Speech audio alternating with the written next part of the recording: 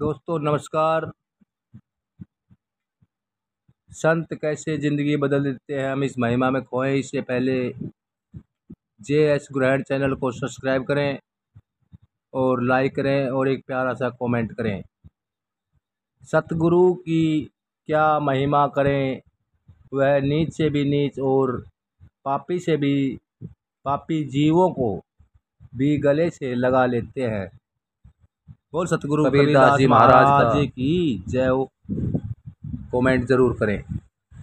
संत कैसे ज़िंदगी बदल देते हैं, चलो इस महिमा का गुणगान करते हैं। एक बार बारिश के मौसम में कुछ साधु महात्मा अचानक कबीर साहिब के घर पर आ गए। बारिश के कारण कबीर साहिब बाज़ार में कपड़ा नहीं बेच सके थे और घर में मेहमानों के लिए खाना भी काफ़ी नहीं था। उन्होंने अपनी पत्नी लोई से पूछा, क्या कोई दुकानदार कुछ सरद आटा दाल हमें उधार देगा, जिससे हम बाद में कपड़ा बेचकर चुका देंगे। पर एक गरीब जुल्हाए कि भला कौन उधार देता, जिसकी कोई निश्चित आय भी नहीं थी। लोई कुछ बनियों की दुकानों पर गई, पर सभी ने नगद पैसे मांगे।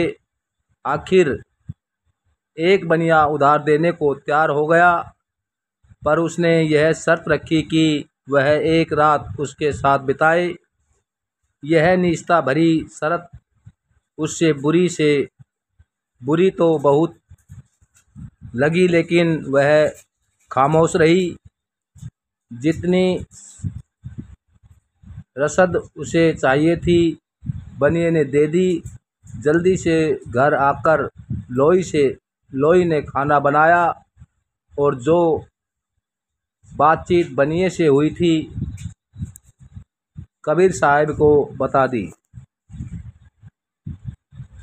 रात होने पर कबीर साहब ने लोई से कहा कि बनिए का कर्ज चुकाने का वक्त आ गया है, और यह भी कहा कि चिंता मत करना, मालिक सब ठीक करेगा। जब वह तैयार हो गई तो वे बोले, बारिश हो रही है और गली कीचड़ से भरी है, तुम कंबल ओढ़ लो, मैं तुम्हें कंधे पर उठा ले चलता हूँ। जल्दी ही दोनों बनिए के घर पर पहुँच गए। लोई अंदर चली गई और कबीर साहब दरवाजे के बाहर उसका इंतज़ार करने लगे। लोई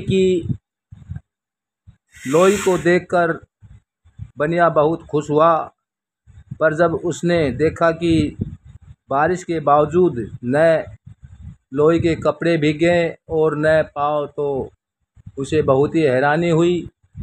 उसने पूछा, क्या कारण है कि कीचड़ से भरी गली में से तुम आई हो, फिर भी तुम्हारे पाँव पर कीचड़ का एक छींट भी नहीं। लोई ने जवाब दिया, इसमें हैरानी की कोई बात नहीं है, मेरे पति मुझे कंबल ओढ़ाकर अपने कंधे पर बिठाकर यहाँ लाए हैं।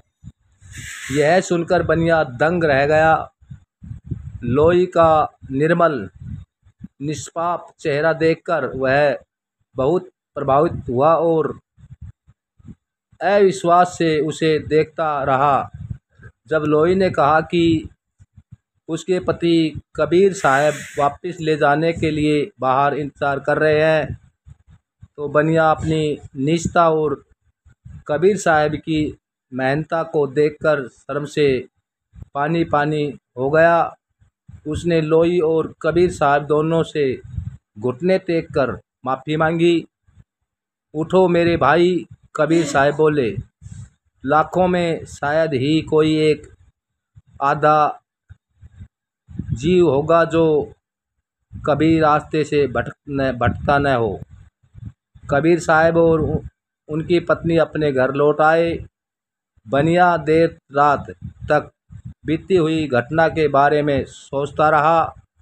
अंत में इस नतीजे पर पहुंचा कि संसार में एक ही सच्चा मार्ग है और वह परमार्थ का मार्ग। सुबह कबीर साहब के को ढूंढता हुआ वह उसके घर पहुंचा और समय बिताने पर उसने प्रेमी शिष्यों में गिना जाने लगा। भटकते हुए जीवों को सही रास्ते पर लाने के लिए संतों के अपने ही तरीके होते हैं।